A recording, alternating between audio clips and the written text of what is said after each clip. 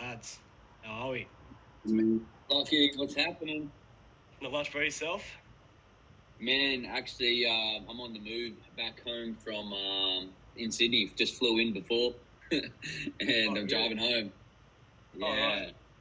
Your mic's really clear. Are you in the car? I'm in the car. I got my headphones on. Yeah. Wow, it's like no background noise. Sounds really good.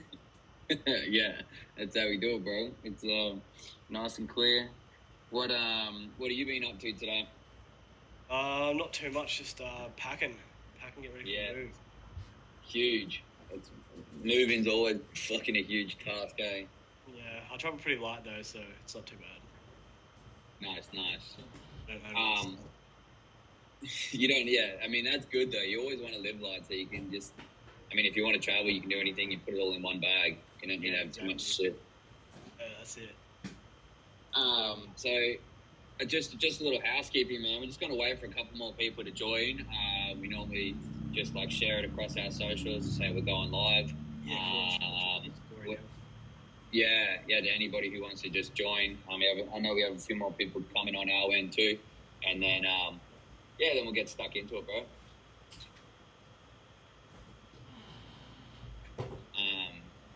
So we've got Lockie tonight for just a quick 30-minute chat tonight. He's super busy, so I really appreciate you fitting this in. And we're going to talk everything from quickly going to touch on if you don't already know his creative career, how he sort of used videos to sort of get to where he was, to build his online successes of a bunch of online businesses and working with other creatives with online content to then grow into his one of his his own brand, clothing brand called Easy Tiger. So we're kind of just going to talk about living as a creative, online hustles, and kind of hear some stories of kind of what he's been getting up to now. I know I've been seeing you a lot in the boxing gym. I kind of really want to hear more about that.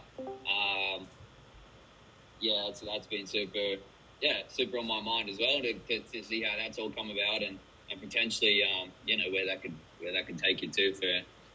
Are you going to be fighting Logan Paul? I don't know. You could be. He would smash me. But no, I just fuck man, boxing's just taken off. Like just social media boxing in particular is just going nuts. So I remember 2 years ago when Jake started fighting. A bit over 2 years ago. I was like, fuck it, I've never learned how to fight in my life. I don't know how to fight.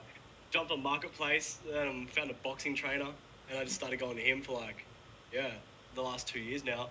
But I kind of switched between two coaches now, so I've got trained with Ben Marnie, who's ranked 2 in Australia under Tim Zhu.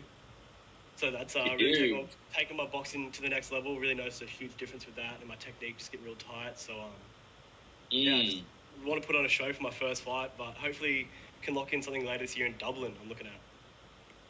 In Dublin, bro, you're gonna fight in Ireland. Yeah, there's a social media card happening there at the end of the year, so they're just working out the logistics and stuff at the moment. So, hey, bro, that's something huge, man. Because I mean, Ireland has some tough men over there. I mean, you're gonna be facing a challenge if you're fighting some Irish lad, but bro, that sounds insane.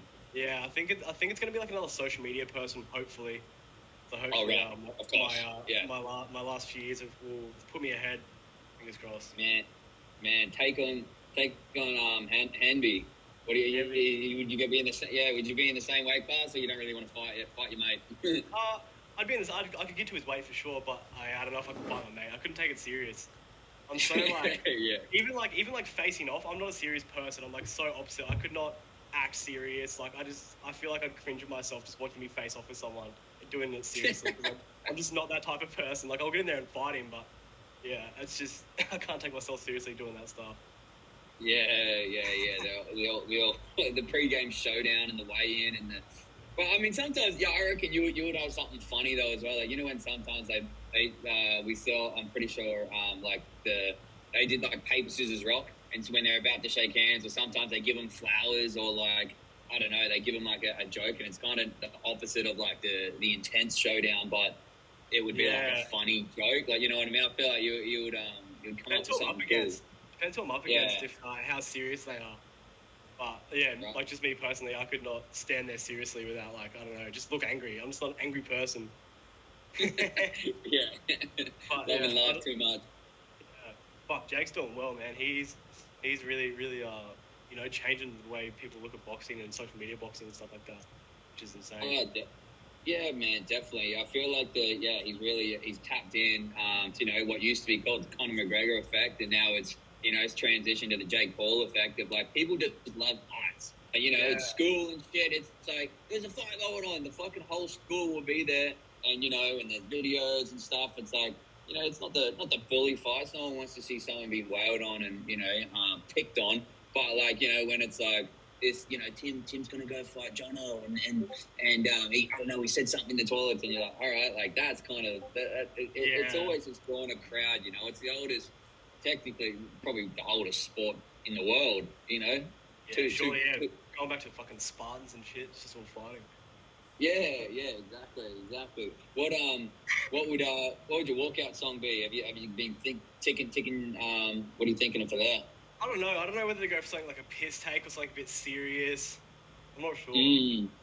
Because like I take boxing very seriously. Like my actual like skill in boxing. Like I'm obsessed with it. Like I fell in love with like the art of boxing, the IQ. So I don't know. I'm not sure what kind of presentation I want to give yet. I'm still thinking about it. Yeah, right. Yeah, it'll probably come down just before when you're in Dublin and you're picking it. And I always think like I actually had a couple of fights back in the day in Muay Thai. I used to do. Oh, wow. I had about four fights. Lost my first two. Awesome. That was cool. Yeah. But I still you learn a lot for just going in the ring. The last two as well. I came back and 2-2. But like it was I really loved the competitive state of it. And literally like. Yeah, you learn your fight fitness in the ring. Like you can train. As soon as you're in the ring, for some reason, 10 seconds feels like fucking 10 hours. And that's what I'm scared about. The crowd, how much of a crowd there's going to be, makes me so nervous. Like I feel like I'm going to gas just walking out because my heart's beating so fast. Yeah. You gotta practice that composure, and I mean, you only really get that through experience. So I mean. I'm not sure. You've probably been thinking about doing some of those, like like the amateur cards. Have a little practice run of just like they do a lot of those things here on the Gold Coast as well. Yeah, I've thought about doing some pub fights and just not promoting it, just kind of getting that, like getting used to being in the ring and like a little bit of a crowd around me. But like with social media fights, like they're not gonna box. They just come out and like literally brawl. Well, most of them, like they're not even actually boxing. They're just like brawling. It's not even a proper fight half the time. But some are good. Yeah, some are really good. Yeah, just head down to Palm Beach on a Friday night. We'll find someone to practice with. Hey. Head down to fucking Southport with all the crackies. Yeah, just the round robin there. Yeah, that's it. Hey, well, fuck, keep us up to date. I know we'll all, I'm sure you'll be letting us know when the dates come out and things like that. And I'm definitely keen to see how you go, because I mean I obviously watch your page and I sort of see what you're up to, and I saw when you first started going down to fight what is it combat? Oh yeah. And I mean you were obviously you must have already been doing some boxing after. You found, was it Benny was the first one you found on Marketplace, or did you have someone else before you stepped up to Benny? Some old dude, and like he's really he's a good trainer. Like I was just training in the back of his in his back shed with like this handmade ring. It was like a real grunge gym, and like I went there for a full year, just like 3 days a week, just like just sparring on Saturdays and stuff like that. Did that for a year, but then I took up Benny, and he really just took my fighting to the next level. He did a lot of Muay Thai as well. He had like 40 fights or something. 40 pro fights in Muay Thai. Yeah, he's a lethal weapon, man. That's what he is. I follow him as well, and I've seen his Muay Thai fights, and he was fighting with full Thai rules and the elbows and all this. And he was hectic. He's been in the fight game a long time. He's had like over like fighting in general. He's over like 50 something fights. It's insane. A lot of. And they're all so impressive too. Like they go the ones that go the distance, go the rounds, and they're wearing leather, and he's a big fit dude too for a boxer. Yeah, definitely, absolutely. Yeah, man. Well, I mean, let's take it back a little bit for just for those who have joined us. If you, yeah, Katie, we just jumped you on mute, Katie. Yeah, if you can just give us a quick rundown. I know. You know, we hear. For those who know you, we kind of they might know your story. Hey, can we just mute up Katie? Anyone who's in there? I'm just driving, so I don't want to jump on my phone and do that. But yeah, if you can give us a quick rundown. So I know we only got you till 8:30. Just the fast version of your entry level to the creative world, where it started, and how you sort of dove into these, like, you know, met the people you're working with now, and then developed to these online businesses and hustles. Yeah, well, yeah, pretty much like my whole career, funny enough, came from like Jordan Muller, really, like your editor. When back in the day, when we would go out and film these like little videos, I'd watch him. I literally never had interest in filming in my entire life ever, up until the point where I saw Jordan with his little fucking Canon 70D taking videos, and I was just like, I don't know, so blown away. But I was like, this is like sick. And so I brought the exact same camera, started just playing around with it. So yeah, started playing around with it. Fucking filming kids at the skate park. With permission.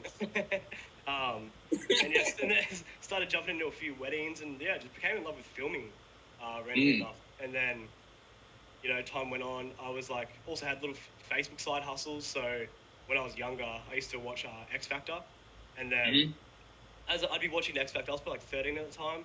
Where if there was like someone really good on X Factor, I would jump on Facebook, quickly make a page under the name, grab the photos offline, like online. You know, blow up the page, and then like I had maybe like 4 or 5 really big pages go up. Had like Taylor Henderson was probably my biggest page.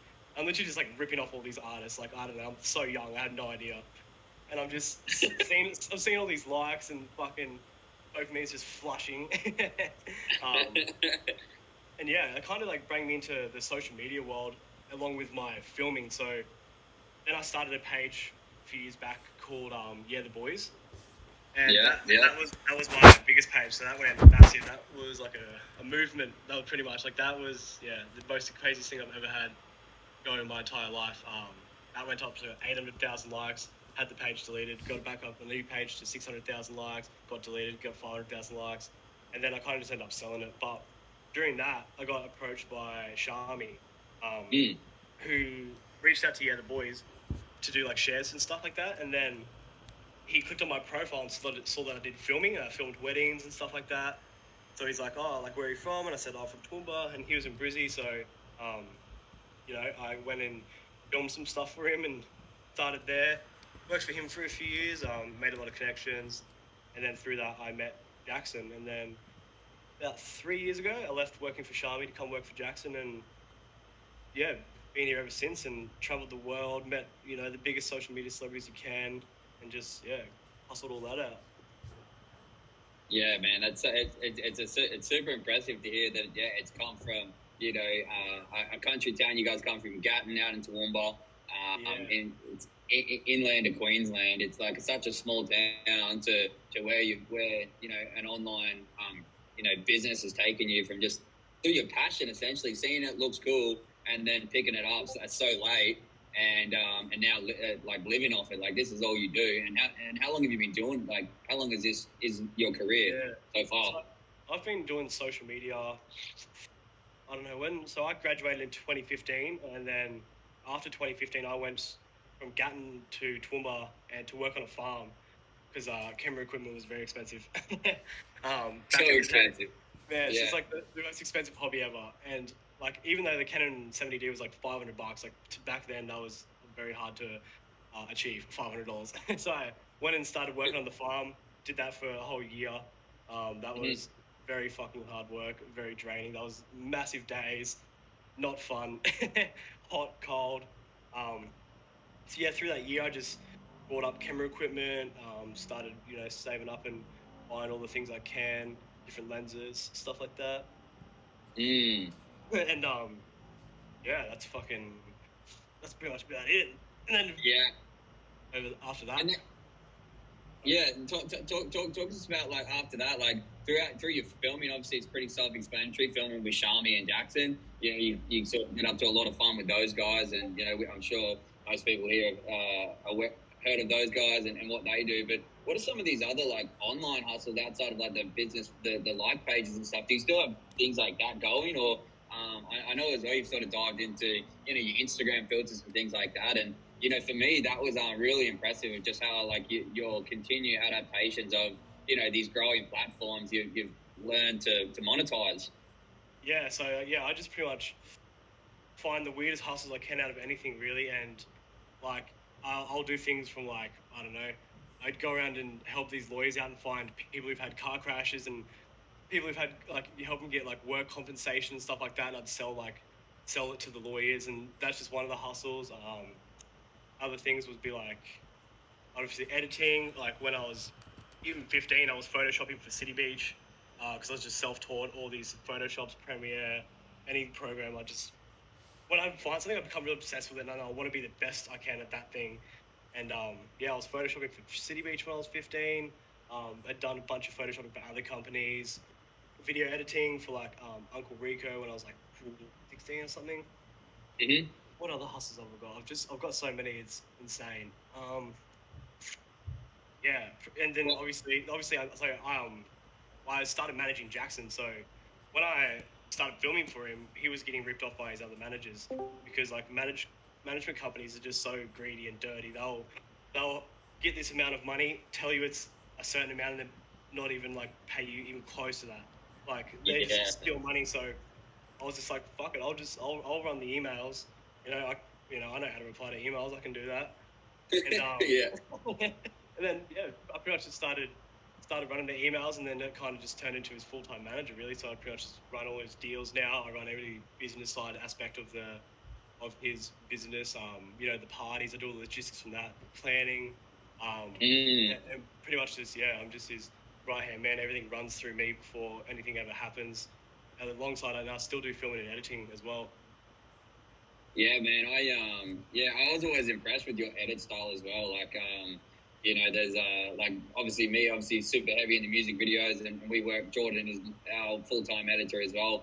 But I've always been interested as well to see, how come you never dove into the music video world if there was no connections there, or even if you'd ever be open to sort of even teaming up to do some cool flashy editing, like even working with Jordan, like he can do the bulk of it, and then bring you on as like doing something cool like that. Is like, I don't know how, obviously got a super busy schedule, but is that something you would ever be interested in doing, like something like that? Yeah, potentially. So like with me, like the number one thing I hate about filming, which is probably the worst thing to be bad at, is like directing. I hate setting shots up or telling people to do stuff. I like shooting naturally. I don't know why. I just hate setting up shots for things. Like when I'd shoot weddings, it'd just be all natural. I wouldn't set up any shots. I'd just catch the moments. And that's why I never got into music videos, because it's just too much directing, which is I'm not very good at that. Telling people what to do, and that's pretty much why. But I would edit. Like I don't.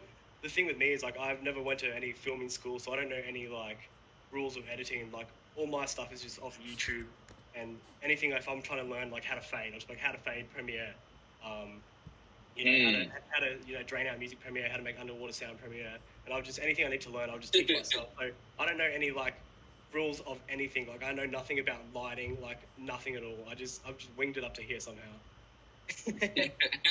the best wing ever. Yeah, I know. Like, people like ask me like, oh, like, is this good lighting? I'm like, oh yeah, it looks alright to me. Fucks, I have no idea. And I still don't like, I still don't know like half the rules of like filming. I don't know why. Just kind of my natural instinct of what I like to film has always kind of worked out, I guess. Yeah, well, I mean, you've got an eye for it. You've got an eye for like keeping people's attention and crowd pleasing and things like that. So I mean that in itself, without calling it directing, it's like you're a visual director. You kind of know what people want to see. You can cut it to get to the point, and you're literally telling stories. You do with your vlogs and the videos and things like that. It's not like even when you do those longer form edits, it's still engaging of like the little bits of bites to like, even how I've seen you do the little snippet at the start where you kind of get an idea on it, you leave them on the cliffhanger, and then bang, you take it back to like 9 a.m. All right, we're going to go paint Jackson's car or do this shit. It's like that without even knowing. You've kind of like, self-taught and learnt those tactics and skills without, really, labeling it as, I'm an educated editor, but just naturally through your through your visual ability, I feel like you've got that down pat. Yeah, it's just trying to keep that audience, audience retention, obviously, because that pays the most money. With like Facebook's one of our biggest incomes. So yeah, the audience retention is very important to keep earning the money. So we always put like a little snippet at the start. But yeah, it's interesting how Facebook works. Like we used to film on a camera, but Facebook doesn't favorite landscape videos anymore. That's why we literally have like the best cameras. Like we got Sony A7S3s here, but we shoot on an iPhone for our Facebook. Yeah. It's like Yeah. it's so much taller in the Facebook feed. So when you're scrolling past something that's tall rather than long. So it takes up more of your screen, so your eye catches it a bit more. Yeah, smart. Yeah, or either a square. Squares work too. But yeah, definitely portrait is becoming so popular. But you can do that. You can, with the cameras these days, you can trim a portrait anyway. It's still very good quality. Man, and even with like, I'm rocking like the latest iPhone as well, and I went out of my way to sort of go and upgrade for this because the quality of the latest iPhones, man, it's so sharp and clear, and you can even shoot it up into 4K to keep that quality and keep it landscape. And they've got so many lenses on it now, like the wide angle, the tight lens. It's like literally you got a camera crew. Like a camera house in your pocket with an iPhone, like the audio as well. It's like, there's literally no more excuses to, I got to save up for this camera. It's like, you've already got the phone there. And if the content's right anyway, people never really, look at the quality. It's like, well, the quality of the content is like, goes much further than your gear, I reckon.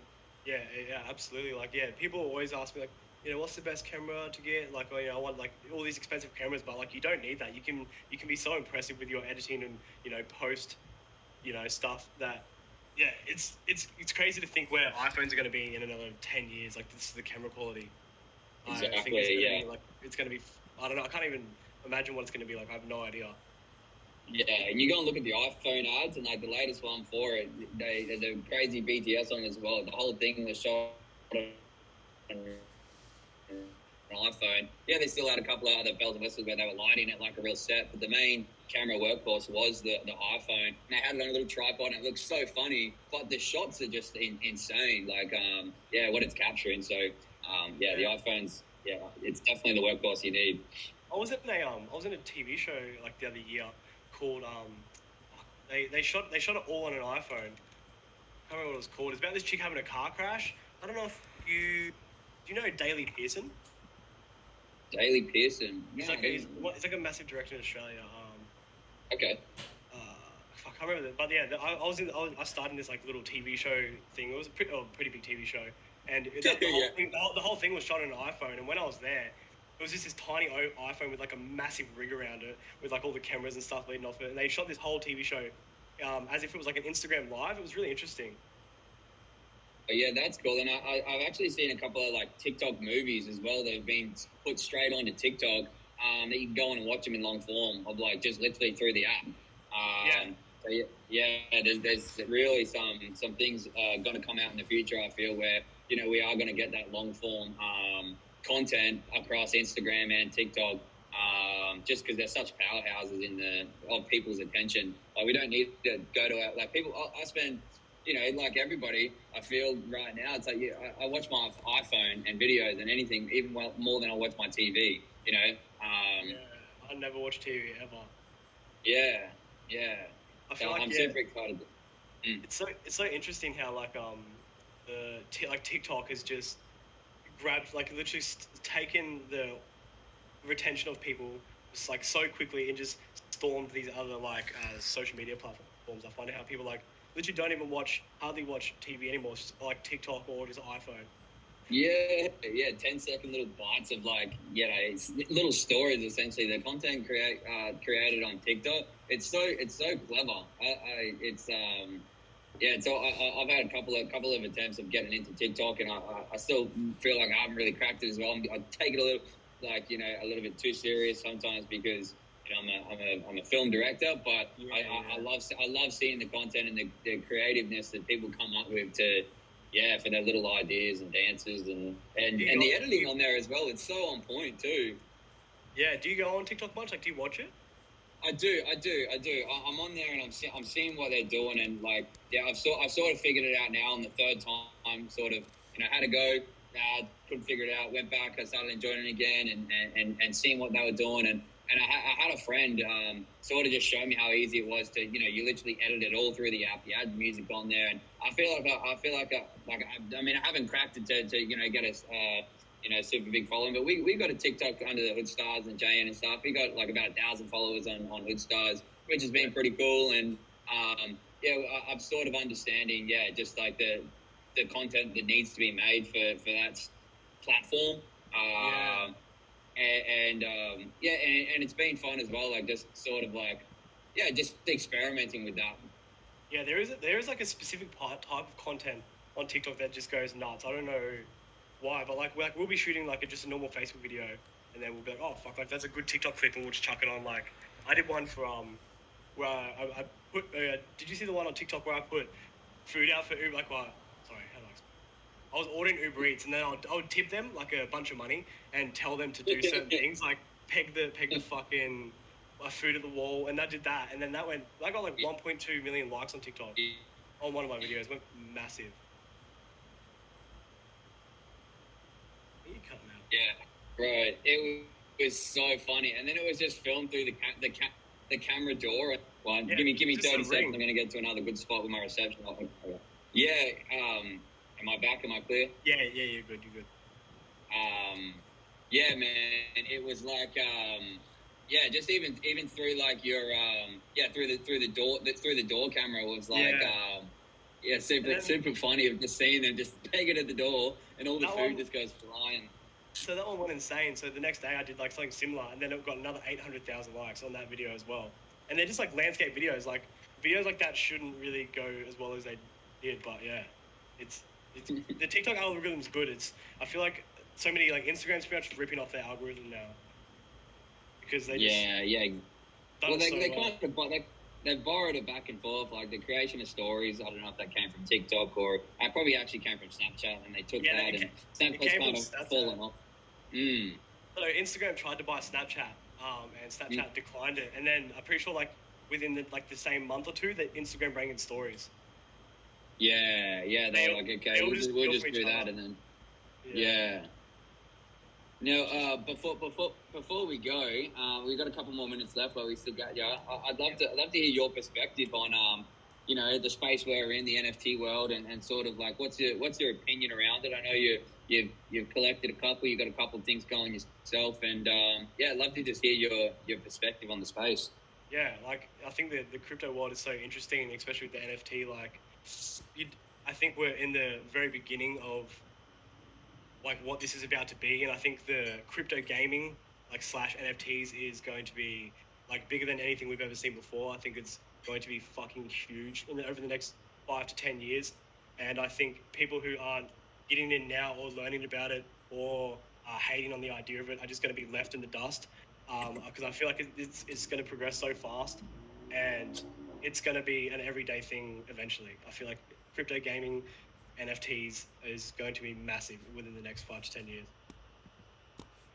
Yeah, I totally agree. It's such an open space right now. I always speak about it, how it's like people never knew what Instagram was, and when it first came out, it was like, oh, but you can like, you can do this on Facebook. You can post photos on Facebook. Yeah, but I want to post, like, Instagram is just photos, and and then I feel like it's like the space is going to evolve so quick, like we already have seen it do.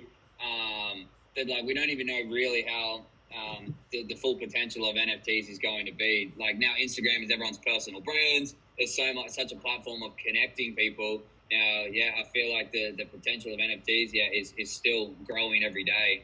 Yeah, absolutely, and like I think it's just going to get bigger and bigger. Like even all the big social media platforms still jumping on it. Twitter's going. Jumping on it, you can make your profile picture. You can link it to your OpenSea. You can link it to your OpenSea. Instagram's jumping on it. I saw, what did they have coming out? They have an update coming soon, or Facebook. They got like a big it's going to be an open, like instead of all flooding it back to OpenSea, they're going to have like a store where literally you don't need to leave Instagram to go out of here, where you can see NFTs and purchase content or purchase collectibles and things like that. So I think they're sort of cutting out the middleman and just going straight, like, keeping Instagram as literally a big NFT store.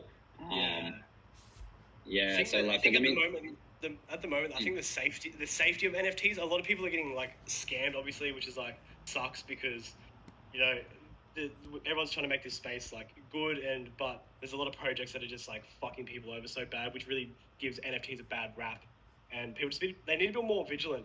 But I see people get scammed with the most ridiculous fucking scams I've ever seen in my entire life. I'm like, how do you fall for that? Yeah, exactly. It's like anything. It's a new space. You need to have your vigilance. Do your homework. Do your diligent work like that, and like, do your research. And we sort of through like Hoodstarz as well, we really wanted to take it upon ourselves to really educate our community and people, and have an entry platform for people into the NFT world, and guide them how to pick holes through projects who are the rug pull projects, and what to look for to really see which ones are going to be those those long term projects that are here to stick around, and with the roadmaps that they plan to do. There's you look into the founders, you look into their roadmap, you look into their artwork, and if they're ticking those 3 boxes, and you got to do a little bit more than just like one little Google search, and check out their socials, check out their pages, see who the other people they follow. I feel like, if you're not doing that, man, I mean, it's your money to give away. I think too many people look at crypto and NFTs as like they've seen all these success stories, people making millions overnight, and they chuck fucking money into like meme coins. Meme coins, they can work, but like it's not a project. Like, look into projects that actually like have proper fundamentals, things that are actually useful, unlike fucking, I don't know, half these meme coins that people jump in, put money in, lose the money, and then get sad. There's no quick way to success. There's many ways to there, but none of them are quick. Exactly. Yeah, man. Hey, I appreciate that, and I know you're super busy. You're moving houses. It has been a quick chat, so I won't leave you too much longer because I know you've got things to do. But it's been it's been a really exciting chat. Super quick. I'd love to have you on again once you settled into your new house. And I know everybody is going to go and see your pages and watch all the videos. So, lastly, before you go, just a little bit of little motivation pep talk for any creators out there looking to dive into the online world. What can you say to just stay motivated and follow their dreams? What do you reckon? Yeah, well, definitely. I think number one is consistency is massive. Like, people will create just a couple of videos and think that's blow up overnight things, which can happen. But like, look at like PewDiePie, for example. He made videos for like 3-4 years straight, popping no views, and then boom, he's one of the biggest YouTubers in the world. I think it's just consistency and not letting haters dictate what you do with your future or how your content is. Film the content the way you want to do it, and it'll just consistency. That's about it. Yeah, perfect, man. Couldn't have said it better. You got to just stay there and stay true to what you want to do. Keep putting that content out, and if you're authentic like that, the crowd will come and they'll appreciate what you're doing. Yeah, absolutely. Sweet, bro. Hey, we'll leave it there. It's been good having you on. I'm gonna stick on a little bit after. This also goes live on. I will go up on our YouTube channels. Anyone who's missed it, we're gonna be chopping it up so they can come hear it again. But pleasure, man. It's Lockie. Make sure you go and follow his Instagram and all that. And leave it to it, brother. Thanks for having me, guys. I'll chat to you soon, eh? We'll have to do it again sometime for a bigger one. Yes, sir. All right. Cheers, boys. See ya. Peace. See you later. Bye. All right, guys. Yeah, he did mention things. I've got a long relationship with Lockie. So any sort of questions we wanted to fire off, normally how we do it at the end. Just fire away to me. Like, I've sort of over the last 5-6 years. He grew up with the JN in-house editor, which is my editor. His name's Jordan. So these guys are old high school friends. We've sort of been in conversation, and yeah, been supporting each other's businesses and videos and things like that over the last couple of years. So, I mean, any questions you might have had right now, even I'll see if I can answer them the best. But I know once he gets settled in to his new spot, he'll we'll get him back on to if I didn't answer them well enough. So, Afric, what did you have? So no, I always like to do a little bit of research on our guests, and like I really like this guy. Like I really like the stories he has, and like the experience he's gained, like from growing as like I wouldn't say artist. Like I mean, when you're doing this kind of stuff, it is sort of an art. But yeah, just like appreciating the sort of stuff that he does. His content's really really entertaining, and then like whenever I see content when like people are like, for example, on his Instagram, like pranking each other and stuff like that. It is just always like a very like big question to myself. It's like, how long does it take them to clean up? Sometimes, like like, depending on what level they're doing these things at.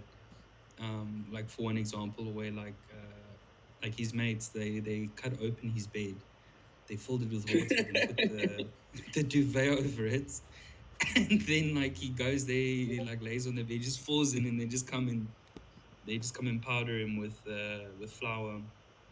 So that sort of stuff just makes me think like, yes, like that's a really good prank, but the cleanup after that must be a little bit of a job. Yeah, true. And he's been living with them as well. So I mean, I guess that even just sparks a couple more questions in me to find out, like, they always, is it like a jackass house? You're always looking over your shoulder. You never really know if it's safe to drink the milk or, sit on this chair and it might be, tapped into a car battery or something and you're just going to get shocked, or you never know. So, I guess that's a great question. We'll get him back on. I can't really answer it myself, but I'm sure. When he gets back on, he's a well of knowledge in this space, and we'll have him on for a full hour or longer next time. That'd be great. Yeah, great. Yeah, super cool dude.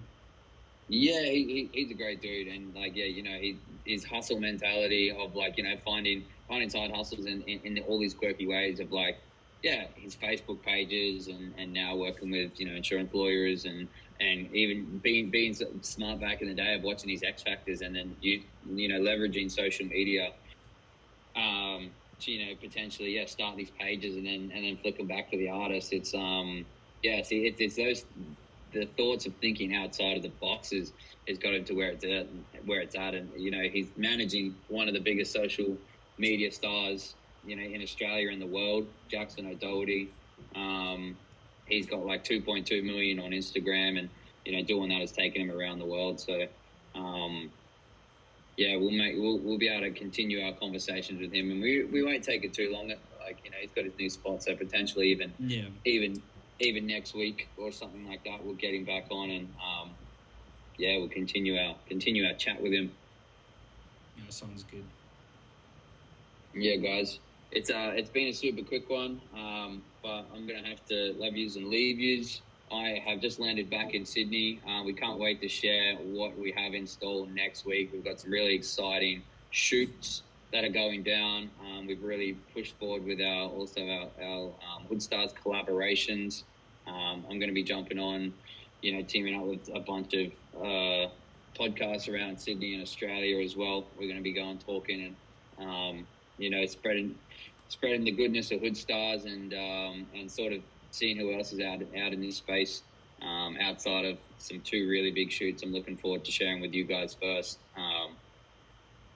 So we'll be back probably tomorrow. We'll have another one tomorrow night. We'll announce the guest in the morning. Sticking along the lines of our social media guys. I kind of really want to dive in as well as how like keeping it on our music related themes and things of like, we were talking about Lockie's entry fight and things, and I really want to dive into how these guys, they're making so many videos, where they're sourcing their music from, and and things like that? Are they making it? Do they reach out to up and comers like yourself, African? And because potentially for me as well, like I do a lot of messaging around like that, finding up and comers to create music or even just tap into their big packs and things they already have to sort of be able to put on our our videos and social content and stuff. So yeah, we're going to dive into that a little bit more tomorrow night with tomorrow's guest. So yeah, come join us all again. Appreciate everyone continued support with Hoodstarz, sharing it across all our platforms. We're growing every day, and yeah, we've got so much more exciting plans that are coming, week by week. So for now, that's it from me, and I'll catch you guys tomorrow night. Nice. Yeah, it's beautiful, man. All right. Peace.